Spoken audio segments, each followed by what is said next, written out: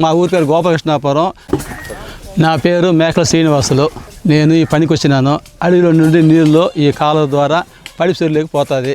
ఈ చెరువుతో పని చేసేదానివల్ల మా బోర్లకి మా బావులకి నీళ్లు బాగా వస్తాయి, పంటలు బాగా పండుతాయి. దాదాపు 60-70 కుటుంబాలు ఉన్నాయి. ఈ కాలువ ద్వారా పనిచేసుకునే వాళ్ళకి చాలా ఆదాయము. జలహారతి జలధార ద్వారా మా కుటుంబాలకి చాలా ఉపయోగపడుతుంది. ఈ పని మా వల్ల మా జీవనం కూడా జరుగుతుంది. చాలా మంచి పని, చాలా అవసరం కూడా మాకు ఈ పని. గోపాలకృష్ణాపురం సార్ మా ఊరు. నా పేరు వెంకటమ్మ. మేము ఈ పనులు ఎందుకు చేసుకుంటున్నామంటే మాకు ఆదాయకానికి మాకు కలిగేదానికి మేము ఈ పనులు చేస్తున్నాం సార్.